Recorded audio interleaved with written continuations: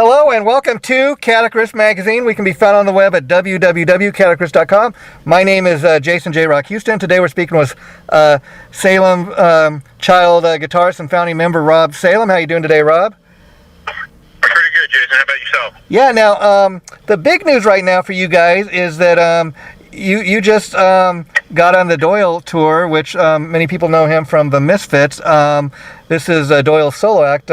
How did you guys land such a prestigious gig? It came through the label.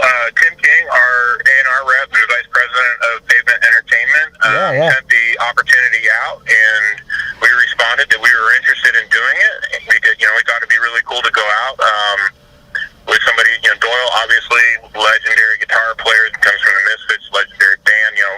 Foundation band for most heavy bands, really. But we said, hey, this would be something that we thought would be good for us, and we shot back that we were interested, and Tim handled all the communication there between us and Doyle's camp, and they were down for having us, and so they invited us to come out and do this run with them. That's pretty cool. Now, the Misfits often get compared to like Kiss because of the makeup and stuff they wear, but they're very very different from Kiss. I mean, they kind of got their own thing going. Plus, you got the fact that they're a punk band. Were you ever much into the Misfits growing up? I was never really into punk all that much. Yeah. I started out in metal and kind of stuck with it. I was always into the old school, big thrash, and some of the other Bay Area bands like Testament and Dead Names and Lenexus and that kind of stuff. Obviously, I knew who the Misfits were. They've got stuff that I was familiar with, and always kind of respected them. But I can't say there was ever I was a hardcore Misfits fan, but absolutely knew who they were, dug the music, and much respect for what they did as pioneers in the heavy music scene in general, aside from founding an entire genre of music on their own. Yeah, what's kind of interesting is I kind of got the same story. I'm not a huge Misfits fan, but of course, like you, I'm kind of aware who they are, partly because of the way the band looked and everything. You can't help but notice a band like that, and like you said, they're a big part of a punk movement. And what's interesting, you take a band like the Misfits, another band they kind of get compared to maybe because of the look is like Murder Dolls, maybe because maybe Manson because they wear that type of makeup. But that's what's interesting is a band like the Misfits, while they're very much a punk band, they often get like metal fans and hard rock fans come into their come in to check them out. So I think that's kind of going to be an interesting kind of crowd for you guys. Yeah, well, for sure. I mean, I think what you're talking about really is you're talking about theater, right? You're talking about the performance. People go to live shows because they want to see a live show. There are some people that they really want to go hear the music and its technicality, and but I think you're going to find more fans on the progressive, the dream theater end of things with that. But fans of bands like the Misfits or like the black metal or the glam metal, bands where makeup and presentation, they're going because they want to see the performance. And so I think with Doyle, the band Doyle itself is much more metal than the Misfits ever were. And that was part of the reason why we thought this might be a good fit for us, because we're going out, we're not trying to go out with a punk band, we're going out with a metal band, and there are definitely Misfits fans coming to the shows, but there are Doyle fans coming to the shows. There are metal fans coming to the shows, and that's been really cool. And we've seen people from all ages, all walks of life at these shows, and it's really awesome to see. I mean, I'm very glad you kind of distinguished that point, because also myself, when I go to see bands play, I like many people, like you kind of just made the point, I want to be entertained, and I'd much rather, even when you go see Doyle in a solo band, he still gets made up, and like you said, it's much more metal, and it's not the Misfits, but you're going to get kind of the ultimate rock show when you go see them. I mean, it's much more than just five guys in their jeans and t-shirt, which I would much rather see a band like that, and I think you give your audience a little extra, and then they get a band like Salem's Childe, which I think you guys will fit right in with that crowd, because your music's a little bit of everything. Yeah, we've gotten pretty good responses so far. We're only a couple of shows into the tour. The show on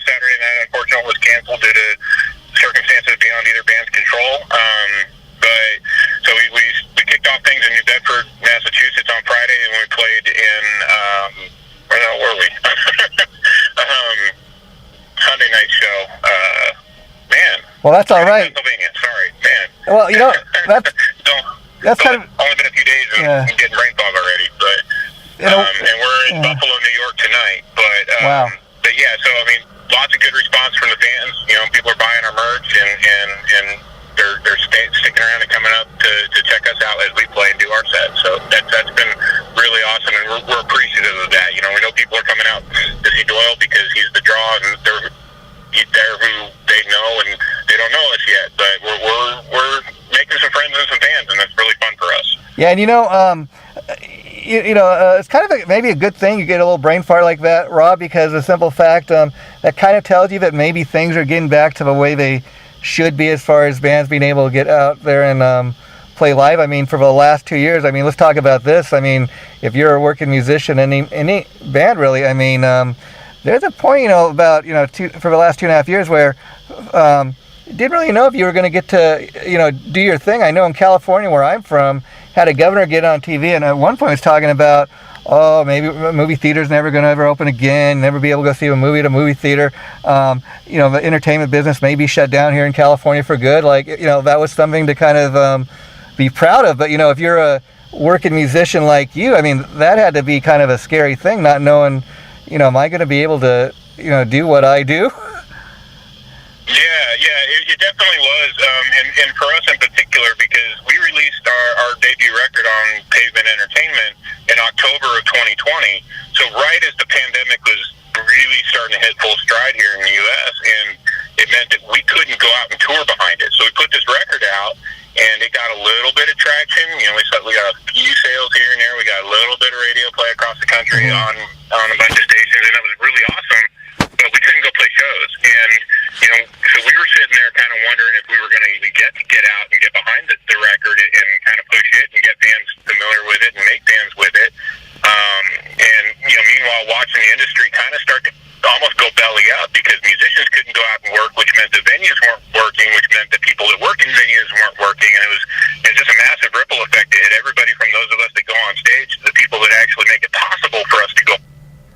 Yeah, I mean, I think, engineers and the riggers and, I mean, I heard John Crosby just do an interview talking about, like, in 2019, before all this happened, he'd done at that point, like, 135 shows or something in that 1 year, and he's like, the last year, I've done, like, 9 shows, so, I mean, quite a huge difference right there, Yeah. And I think we talked about this the last time. I think we played 5 or 6 over 2 years. Yeah, I think last time I interviewed you last year, we talked about this, but I mean, that's also kind of shows you what a great little label you're on, Pavement. I mean, a lot of labels say, this album hasn't really done nothing, we're going to drop you guys. But one thing I've always loved about the label, first of all, they got a great roster of artists. I mean, everybody from Puddle to Mud to Candlebox, which of course was a 90s alternative band. They've got metal acts, rap acts, everything in between. And I really love the way they get behind their artists. I mean, that just shows you right there, okay, guys, we're going to try to give this album a second chance, and we're going to get you out on this tour with Doyle, or see if we can do it. And again, the guy that runs the label, he's a musician himself. Tim King, he's a bass player from Soil, so I don't know if people know that, but that's what I dig about that label. It's a musician helping other musicians, Yeah, we definitely feel a lot of love working with Tim and with Pavement, and they've done a lot to help us stay the course through a lot of questions about with the pandemic, everything that they created. But now that things are opening up, and we're starting to see the music industry come back to life, and tours are happening, and festivals are happening, and stuff like that. We're starting to really feel the benefits of being with a label like Pavement, where it is smaller. They've got some big names, but it is smaller, and like you pointed out, it's a very diverse roster. And we're really proud to be part of that family, and we're really lucky to get to work with a guy like Tim and Mark, who's the label president, who do look out for bands like us and do try and nurture us and help us learn the industry, because this is our first time really stepping up at this level on the national scene this way, and they've been awesome about making sure that we're doing it right and that we're looked out for, and that what's in our best interest is paid attention to, because it's what's in their best interest as well. And so, it's just really awesome to be in this position at this moment in time. even right now, we're starting to see that their faith in us, they have faith in us, and that it feels really good. It really does. And Tim's a busy guy. He's got soil, and they're doing things right now. They're talking about a new album coming out, and they've been posting on their socials, doing they're shooting new music videos and getting ready to release new music. But he still finds the time to work with his artists. So that's what I love about Pavement. I mean, the fact that you got a musician like Tim King behind the label. I mean, as opposed to just some rich fat cat knows nothing about life on the road, what it's like to be in a band. So when he gives advice to the artists, Pavement. It's on Pavement's roster. You can really get behind his advice and say, oh yeah, this is a guy that kind of he's lived the life. He knows he knows what it's like to get out there and try to promote his stuff. And a lot of times people will start up a label just to kind of as a way to get their music out there. I dig the fact that he's not just behind his music, but behind all these other artists that are on the label, giving these other artists an opportunity like that. Yep. Yeah, it's really awesome. And like I said, working with him is just awesome. And I told him myself, and the band has passed on our gratitude and appreciation. But of course. It's one of those things that if I got a question about something, I can fire off an email to him. Yeah. And he gets right back to me and explains whatever, answers the question or explains what it is I'm not understanding or what I need to know or anything. Even just doing this tour prep, it's been like, hey, you guys need to know anything or you need something, let me know and we'll get it figured out and we'll make sure that you're taken care of. And so it's been really awesome that way. And again, we really appreciate it and we feel like part of a family. Yeah.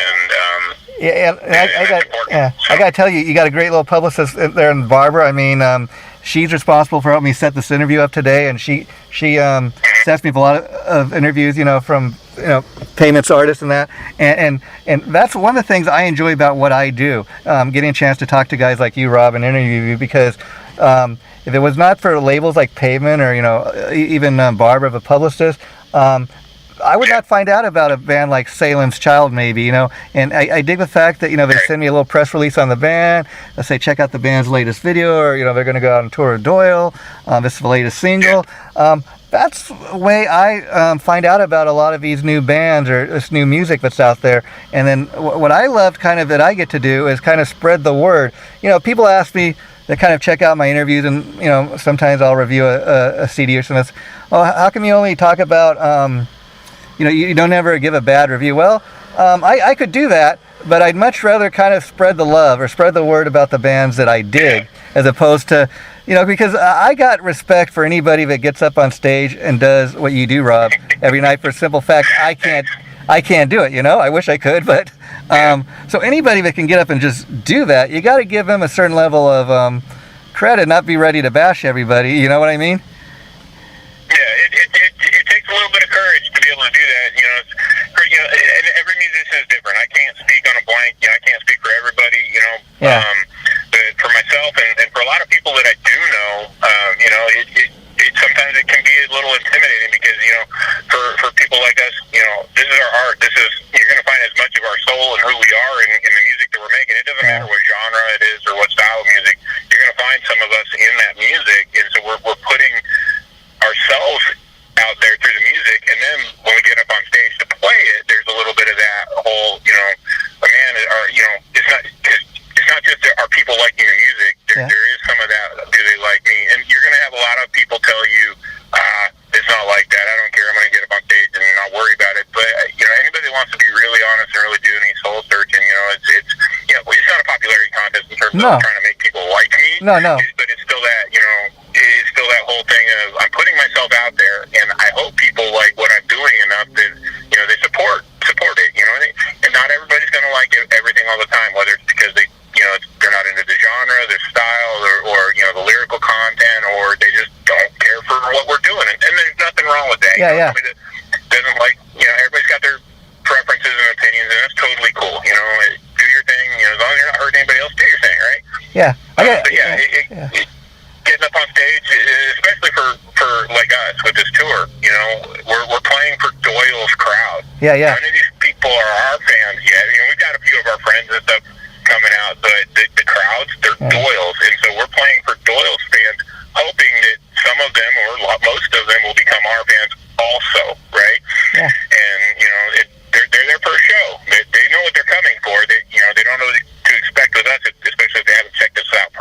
Yeah, that's the goal. So That's what your goal has to be. You know, and I mean, so much of a point. That's kind of the point I was trying to make, in that people might hear about this tour and oh, who's this band? Salem's Childe. Never heard of him. They might go on your Doyle. He's from a punk band. This isn't a punk band, but I would like go to see a show like that for the simple fact that, okay, I am a Doyle fan. I am a hardcore metal fan like that, but I like a little bit of everything. And I might, go to a show and be pleasantly surprised that, you know what, I've never heard this band, but hey, I dug what they did on stage. I'm going to go buy the album. I'm going to go check this out, what they do, at least that's what we're hoping for. At least give it a listen. Now, talking about Salem's Childe, and like you said, the album's been out, a couple years now or whatever, and because of the pandemic, people kind of forgot about it. So, besides going on this tour, do you guys got any plans for like a new music video or anything like that, or a new single? Nothing planned yet. We've got some stuff in the works that might turn into that. We want to see how this tour goes and see how we feel about things. We're hoping to maybe pick up a summer tour at some point. We haven't gotten there yet. But we've got some new music demoed, and that we've started writing new stuff. We had a year and a half to sit around and not go play shows. So we did what we do, and we started working on music. We haven't gotten serious into it. A lot of it's still just basic building blocks kind of stuff. But we got some ideas that are really cool. So after this tour, depending on how things are going and whether or not we can pick up another run, we're probably going to look at starting to get into that a little bit more and start shaping what might be the next album. We've got enough material in process for probably a couple of records at this point. Wow. That process of figuring out what we like the most, what we think is going to make the most sense, and while representing growth as artists, but and going the direction that we collectively as a band want to go. Because and I can't remember if we talked about this last time, but Johnny, our vocalist, and Aaron, the other guitar player, weren't in the band at the time that the previous record was written. Oh wow! And Okay. Aaron didn't join the band until after the record was done. So I did all the guitars on the record except for a couple of guest spots by our producer. He did a couple of solos on Warpath. But so that record doesn't even accurately represent Salem's Childe as the five members now. Johnny came in and did the vocals, but it was pretty much, here's the songs, we need you to sing them, and he did, and he kicked butt. So we're stoked, and then we brought in Aaron afterwards so that we could replicate the sound live. But so now it's a process of we want to get into new music that is the five of us writing collectively and collaboratively and shaping the sound of the next Salem's Childe record together. Well, that's something to really look forward to. Now, let me ask you, was it just a matter of your old guitar player left the band and you wanted to get the album out, so you thought, I'll just handle all the guitars and then we'll be a full band next time? No, I've been the only guitar player forever. We've never had two guitar players until we brought Aaron in.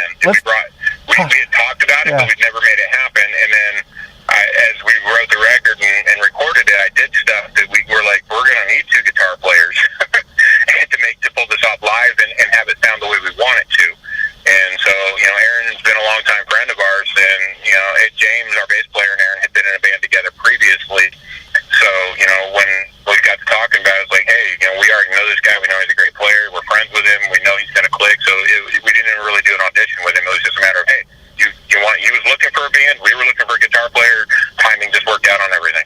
It sounds like that's something you wanted to do, but being that you were previously the only guitar player in the band, did that take some getting used to, or is it something that you really wanted to do? No, it's like I said, it's something we had been talking about for quite a while. And so I was excited, as a guitar player, I was excited to work with another guitar player because he's going to approach things differently. Even some of the songs on the record, we're playing them slightly differently than how they got recorded, just because Aaron's got input. Aaron's throwing some thoughts into stuff, and he's got some ideas. And I want him, we want him to feel like he's a full member of the band and he's got his expression. So even looking at the older stuff, it's been a matter of giving him a little bit of room to breathe and find his place in the band. And so I totally was looking forward to working with him. He and I get along great, and even so, we still haven't really found our language between us on guitar because we've been so focused on the record that we haven't written together other than a couple of ideas we've started. So I think as we really dig into writing and really start breaking down some of the ideas that both of us have for guitar riffs and parts, we're really going to find that voice between us and do some really awesome stuff that I'm looking forward to hearing. So until this tour kicked off, had you guys done any live shows with this lineup, or not at all? We played a couple of shows with. We did a record release show when the record came out back in October 2020, and then we played a handful of small shows, like basically local shows, home shows, last year. Just to get out, we had a couple of friends call us up and be like, "Hey, we'd like to do this or that," and we were like, "Hey, it'll be fun." And so we went out and played. I think maybe 5 or 6 shows total over the last year and a half since the record release. Yeah. And then so 5 of us have played out together. Yeah. So this tour's got to be fun for the simple fact that you really haven't had it chance to, outside of those local shows like you talked about, of really get out and tour. This is kind of going to be like an old school type of tour, I guess, and which is pretty cool to get outside of your local area. But I was curious now. Like I said, I'm talking to you from Los Angeles. I know you guys got a couple of shows in the Los Angeles area. One's at the Whiskey. As far as you know, those shows are going to go on. They're not in danger of being canceled right now or anything? Everything is a go that we've heard. Like I said, we had the second show of the tour was canceled, and we don't know why. It was just stuff outside of our control. Yeah. We were told it was canceled, so we moved on. As far as we know, everything that is happening between now and the middle of April is still on. Now, obviously, things like that can change for whatever reason, but as of right now, we are expecting to play the next 26 shows or whatever it is, including there are 2 shows at the Whiskey. We've got a Friday and Saturday night show. Cool. We're doing back-to-back. So that's really awesome. We'll be in Ramona, California, the night before this. So I think March 24th, I think. Give it 26, I think it is. But the Whiskey shows are 25th and 26th. Yeah. So, and imagine the Whiskey would got to be kind of, even though you're not from Los Angeles, I'd imagine that'd be kind of maybe one of the biggest shows you've ever done, in the sense that I'd imagine a musician like you, Rob, would be thinking, wow, I'm stepping on a stage. This is where, the Doors and Van Halen stood, before they were anybody. Musical history, this is the DNA of rock and roll, right? I mean, the Whiskey is one of the whole strip, the Whiskey and the Troubadour and the Rainbow, all of that. But the Whiskey, that's pretty exciting for us. It'll be our first trip out to LA as a band, and to play the Whiskey on our first trip out as a band it definitely has been something that we're all excited about and looking forward to, and hopefully we'll win some fans over out there, and maybe in the years to come get to play there more. Yeah. But just being able, and so it's even more exciting because it's not just one show; it's 2 nights back. That's pretty big. With a living legend of rock and roll history. Yeah. So it's a big deal for us, and we're really stoked about that. A pretty huge accomplishment right there for a band like Salem's Child. I mean, on tour supporting your very first album, and I say another thing you got to realize. I can tell you, somebody that's from California, the Los Angeles area, with all this COVID stuff. I mean, I'll be honest, the Sunset Strip's not what it once was, but it still means something to people. And there was a time where these clubs you mentioned, I heard people talking about, when they were talking about locking the place down for maybe longer, a real long time. They're like, places like the Roxy and the Whiskey, there was talk that they were going to close those places down. So the fact that you're even doing a show there, I mean, talk about, ultimate comeback, for a place like that. Yeah, and we get to be part of that as things are opening up, so it's really exciting. So, we're glad to see that places like that have survived, not just there, but across the country. We're playing some really cool venues. Because we're going coast to coast twice on this tour. We started in Massachusetts. We're working our way all the way out to LA, and then coming all the way back to Brooklyn, and I think we finished up in Vermont. But we're going coast to coast twice on this trip. So I mean, this is probably we're hitting some venues that we're really excited to play. This is probably the first time you've been on such an extensive tour like that, where you're the main opening act for somebody like that, and it's not just in one little tiny town, you're doing the whole tour like that's got to be kind of a cool feeling. And I'm sure these shows with Doyle are a lot bigger than some of the places you played previously. Yeah. It is our first national tour. Yeah. Now all of us have been in bands for a long time, and we've all played at different levels. I mean, I've been in bands that have played stadiums opening for major acts, but not on tour. It's always a one-off kind of deal. So this being our first tour where we're out every night consistently, playing to a new crowd in a new city, and where we don't, if we know people, maybe a couple people, but in general, it's we're the new kids in town, and we're out to have fun, and to do it out in front of a band like Doyle and a guy like Doyle, where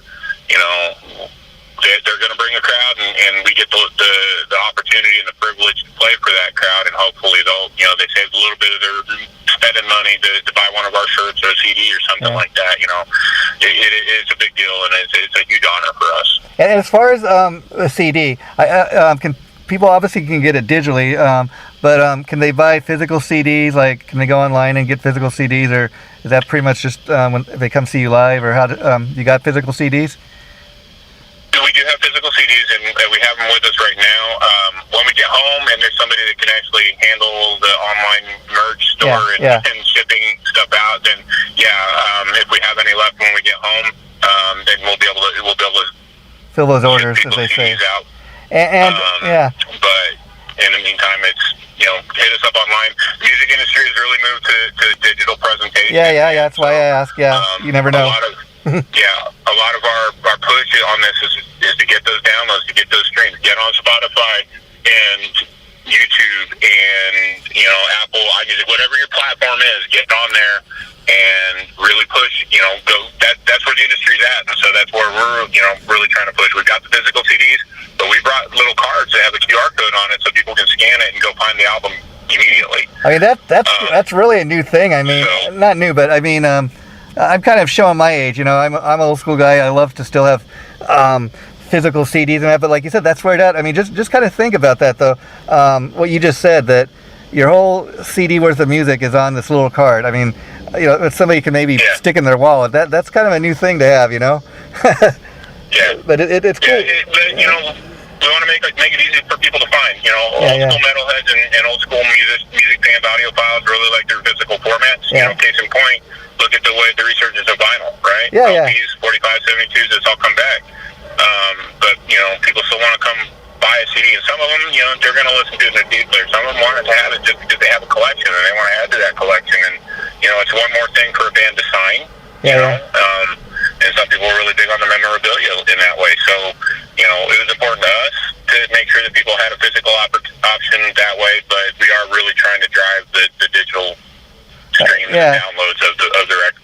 And that's interesting, and another thing that's why I really support bands like Salem's Child, and the fact that, I mean, you guys are pretty new bands, so you don't have much choice, but you have certain bands that are like, we're just going to live on our catalog of music. We're not going to put out any new. You even got bands during this COVID era where we're not going to do any live shows. We're not putting out any new music until this is all over. Well, it looks like that's starting to be, now. But I had one guy that plays in like 3 different bands. He tells me, I've got my next 5 albums already recorded in the can, so I dig the fact that there's bands like you guys still touring and putting music out, and kind of other bands that are like, well, if we can't get out there and tour, we're going to just record as much music and create as much music as possible. I mean, I think that's the way to go. Yeah. And for sure. In the digital era, relevancy matters, and being constantly pushing content, it matters, and that's how, you need the engagement. There's so many. It's so easy now to publish without a label or anything like, and still, become made or a big name or whatever. That you have to kind of continue to fight for that, and especially artists that don't have a label working for them. They have to push content out constantly, whether it's a music video or just a single or whatever. And and you look at stuff during the pandemic where even artists from bigger bands that weren't, their band might not have been doing anything. Look at all the collaborations that came out, all the covers that were done by people. They'd set up their Zoom, and then they'd all rock out and they'd record a cover of a song. And James, our bass player, actually participated in that. They did a cover of Joe Jackson. He participated with a group that did a cover of Joe Jackson's Oh yeah. Back in the day. So even when our guys participated in that, I wrote. I continued to write music, whether it was demos for Salem's Child or I'm into all kinds of music. So I was working on different stuff. With I really like orchestral music and film score kind of stuff. So I would sit at my computer and I would make music through doing MIDI stuff or other guitar things that had nothing to do with Salem's Child. Wow. So I continued doing that. Yeah, the bands were like, yeah, we're just not going to do nothing. I'm like, I don't get it, but hey, I'm not them. I'm not going to judge. Yeah. Everybody's going to do their thing, and so everybody's got the choice. You're happy, do your thing, bro. Yeah. And you bring a couple interesting points. Like I interviewed this guy Ron Poyson. I don't know if you know who he is, but he's got this clothing line, and they got this artist this project called the Tempest Project, and Pavement's going to release it. They've done a few covers. They get him together with some of these musicians, and like I said, he's got these guys that he plays in a cover band. He works a lot of these musicians with his clothing line, and they put this neat little project together, and so and he never really people don't know he's really a singer, and yet he's kind of a underground singer, and it's a cool little project, and so Pavement's behind that, and that's a cool thing. And then I don't know if you've ever heard of the band Vin Rez, and also another artist that was just signed last year to Pavement, and they just released a new a great new EP. And I interviewed the singer Vin, and he was telling me, we had kind of a huge following, but we were looking to get on a better label. And he goes, I couldn't get anybody to really sign us, and then I was ready to break up this band, and then I checked my email, and there's an offer from Pavement, and their EP is hitting the charts. So I mean, again, just a great label pushing their artists, and I really dig that. And that's just one example of a band that might have just fallen by the wayside if Pavement had not offered them a deal. Yeah, and that's a good example of that kind of stuff. And I think Tim, it is going to sound a little, maybe self-promoting or boasting or egotistical or whatever, but I feel like Tim has a good eye for stuff, and he's got a good ear. He's been around a long time. He knows the music industry really, really well. He's got a lot of friends. He understands it. But I think he's got a good eye for stuff that might do well, on its own, but also, that might work well with Pavement, and fit in with what Pavement's goals are and what the label's goals are. And, and I feel like that, when he, offered to bring us on and put out our record and look out for us, I definitely got the sense that he was seeing that with us as well. We had the record done before, we did the deal with Pavement, and, so it was a matter of, hey, we got this, and he went, he was like, hey, I really like this, I'd like to put it out, and we were like, okay, let's, sounds like a good thing, and then pandemic happened. It's just one of those things, but it feels, Tim is, again, like I sang his praises earlier, and I'll sing his praises every chance I can, just because he's been so great to work with. And, I can just tell you as an outside observer, I mean, the fact that the labels had the kind of a success they have had, and that they're still around, that says it all. I mean, I'm constantly, getting press releases from a label of new bands to kind of interview and check out, and I'm having fun doing it, and let's get back to Salem's Child. I was curious about the band's name. I kind of, I get that it's your band, but I kind of dig the fact, you didn't just call it the Rob Salem Band. In fact, Salem's Child, besides the fact that your name's in there, I dig that, you kind of got something to go with it, Salem's Child. It's kind of a cool sounding name. I'm named after the band. The band is not named after me. Oh, okay. Salem is not my actual last name. Oh, cool. Okay. Wow. Okay. So it's kind of like Davey Suicide or other kind of folks that they take on the name of the band type of deal. It was given to me by other people because they couldn't say my actual last name because it's Eastern European, and they'd look at it on a paper and there were not enough vowels for the number of consonants, and so they'd get all weird and be like, I can't say that. So they just started calling me Rob Salem because I was the guitar player in Salem's Child. Well, that's the band name kind of came out of just back 20 years ago when we were young and we didn't know what to call ourselves, and they just were standing around like, well, we like kind of this cult sounding stuff, and we like this witchy kind of sounding stuff, and it's just cool, right? It's a metal thing to do, make it sound dark and ominous and gloomy and stuff like that. And we're not, necessarily that way, but you do the metal thing, and that's what so it came out, and it was just like, hey, and then let's spell child with an E, just because like old English kind of style, just because there's no deep and dark mysterious meanings or anything like that. It's just it sounded cool, it looked cool on paper, and we ran with it. And I mean, started to know us and started calling me that. So I mean, it's kind of an interesting story, and I mean, when you kind of think about it makes sense. Salem would be a stage name or whatever, but I kind of got thinking Salem, all the witches, and so that kind of makes sense. And I mean, it worked for Alice Cooper, but what's interesting is Alice Cooper started out as an actual band, and the singer went by the same name. The band was named Alice Cooper, yeah. And then people were obviously drawn to Alice Cooper, thinking, oh, it's his band, and that's the thing when you have a band like that, and one guy gets made up, okay, the attention's going to go to him. But and then what I dig about your band name and hearing that story is, I think it's much rather that the band's named after whatever your nickname is, but it's not a nickname you gave yourself.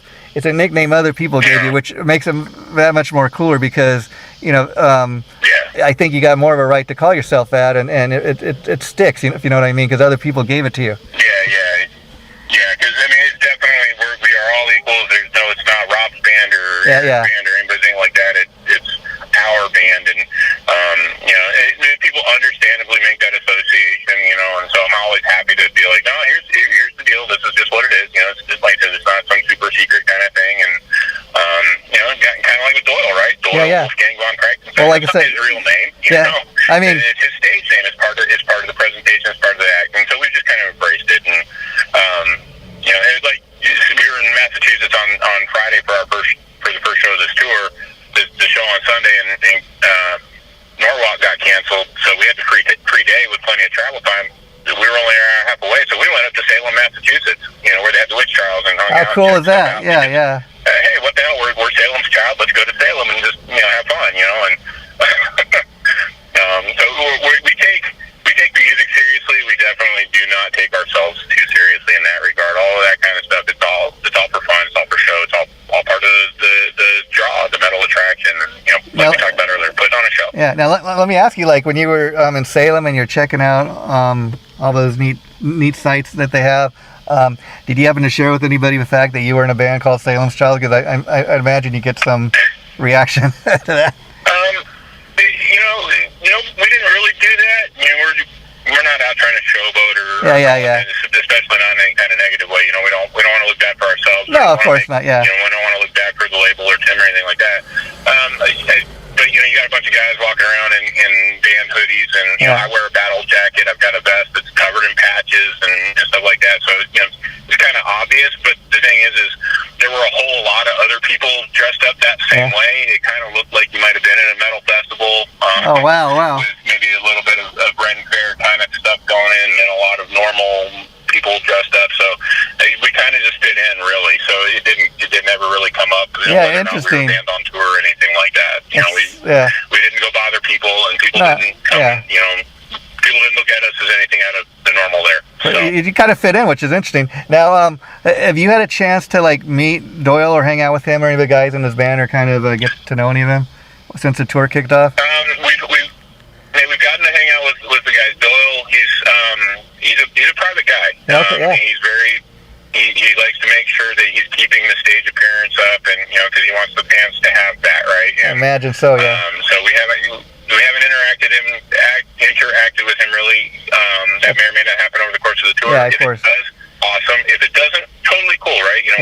We respect the guy, and we respect the dude's a legend. He's a rock star in his own way. Of course, yeah. And I can only imagine that it gets tiring at some point, and you want to go out, you want to go to work, do your thing, but we've gotten to hang out with the rest of the guys, with Brandon and Murph and Alex has been out, and they're all super cool. They're really laid back dudes. They've been just really awesome. They've made us feel really welcome, and we're definitely getting treated as peers, and being made to feel like this is as much our tour as it is theirs, and so it's really awesome to have that experience. Our tour manager has been really great in looking out for us and taking us under his wing as well, and we're really appreciative of all that. I mean, that's really cool to hear, because and then when you guys reach that headlining status, it kind of teaches you how to treat your opening bands? Yeah, we're definitely looking at this as a learning experience and a chance to have our eyes open a little bit and see things in a way that we've never had the opportunity to see before. Yeah. We played, like I said, we played big shows with other bands on one-offs as a local opener playing for a national coming through one of our hometowns or whatever. And so you get that glimpse a little bit, but doing this it's a completely different world. I bet. And so we're taking it as an opportunity to really learn and to pay attention and to make sure that if we are able to continue moving forward and hopefully moving upward, by building fan bases and getting our name more and more out there, that as we do so, we can do it the right way and the smart way, and in a way that is good for us, but also good for the people around us. We're all pretty, like I said, low-key, down-to-earth dudes, and we want to be able to play on stages in front of thousands of people every night for the rest of our life. That'd be great, but we still want to be normal people too, and we still want the people around us and the MCs to understand that, if you see me out on the street, I don't want to be mobbed, but I got no problem with you saying hi to me or something like that. That if we get there, I'm just a guy right now, but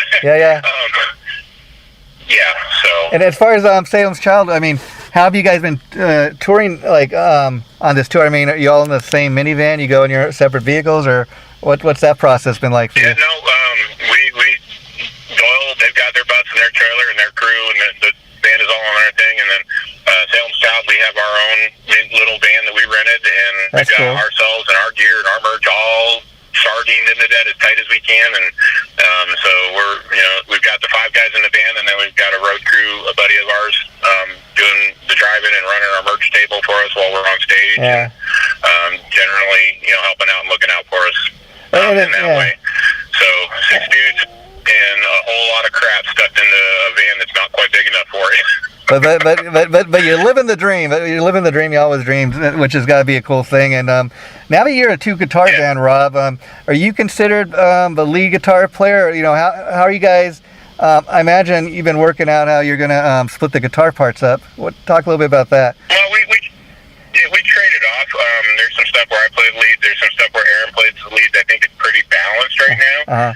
That may change once we start getting into new material that's written by both of us or by everybody in the band, where it may, I think personally, I think Aaron's a better guitar player than I am, so I'm happy to defer to him in that regard. But if he throws out an idea, or I come up with something that I don't think either of us look at it as one of us is the lead and one of us is the rhythm or anything like that. We're both just the guys that play guitar in the band, and we split the workload between us based on what we're comfortable with and what we think is going to sound good.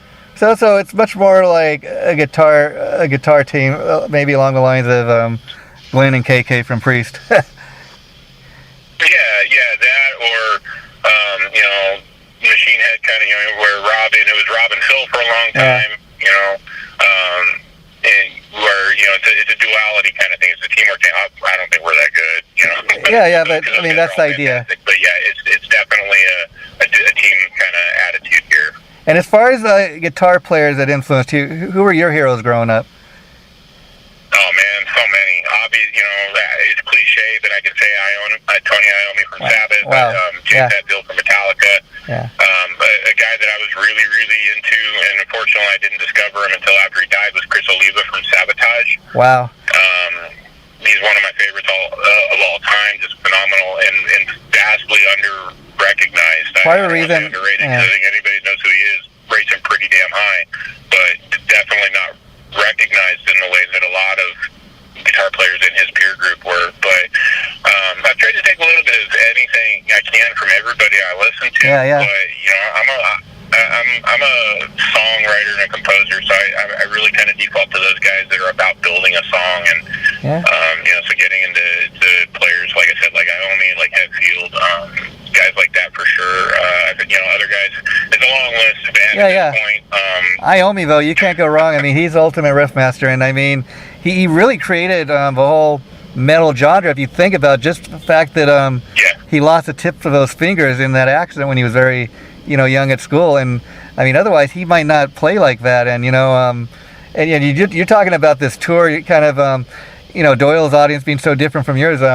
I had the opportunity a few years ago to interview one of the guitar players from the Outlaws, and he was talking to me about when the Outlaws was the opening act on Black Sabbath's 1980 Heaven and Hell tour.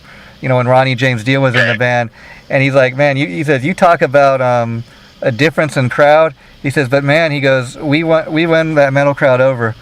I mean, so it can be done. That's it, right? It's all about going out. I refuse to believe that most people listen to one style of music. Yeah. I think most people have a spectrum of things that interest them, and and some of them that doesn't make sense. You like this and that? Well, yeah, Yeah. So I think it's not as hard to win over people of different styles as some people might think it is. I think it's if you go out and you're honest and you present well, and what you're doing is genuinely, objectively good, you're gonna make fans. I'll be honest. I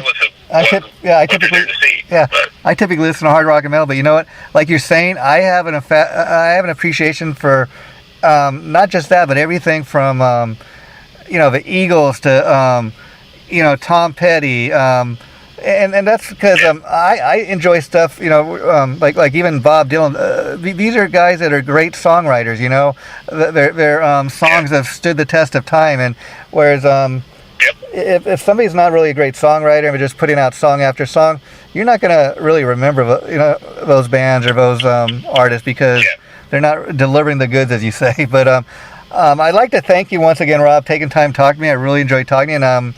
And I'm glad we got a chance to do this because, I mean, like you said, this is kind of your first major kind of national tour like this as far as going on such an extensive tour. And I guess the final question for you would be, how have the fans been reacting so far? All the shows you've done so far. Pretty well, man. We're better than I think we've thought. Yeah. You're always going to be hopeful that people are going to respond well, but we've had a lot of people come up to us during before and after our sets to check out the merch table. They come up before to the merch table and they're asking questions about the band, and then we go on stage and the crowd seems to come in for us and they seem to stay for us and they respond well to us on stage. And then when we come off stage, people are like, "Oh man, you guys were great! I hadn't heard of you before, but really loving you." We're starting to see some numbers on our social media come up a little bit. People are commenting on Instagram and Facebook and stuff like that. And hey, I didn't know who you guys were, but I saw you, and you got a new fan, and so that's really, really awesome to see, and it's humbling. I think that goes back to what we talked about earlier. Putting ourselves out there and hoping somebody grabs onto it, and we're seeing that. And the fans have been great. They're there for Doyle, but we're winning them over, I think. You're getting some of that love. We're getting some of Doyle's fans to become some of our fans as well. And that's it's a good feeling. That's all you can hope for. And and so just good luck with the tour. That's all I got to say. Let's keep in touch. And I was kind of curious, talking about vinyl and albums, kind of. Being released physically and stuff. Is there an album like in your collection that you could kind of point to, say that's one of the albums that kind of really, means something to me or kind of has a lot to do with? Oh man, there's a whole ton of them. If I had to single one right out off the top of my head, I'm gonna have to go with two. Okay. I'm gonna throw a curveball. The first one would be Edge of Thorns by Sabotage. Okay. I mentioned Chris Oliva as an influential guitar player. The other one, and that's in terms of just a general sound and a general approach to metal that really impacts me.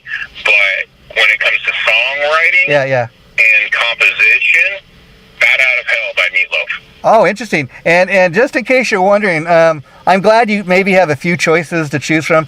The reason I am asking is I do this other show, I was thinking maybe next time I interview you, called On the Record, where let's say we could talk about that Sabotage album or that Meatloaf album and absolutely.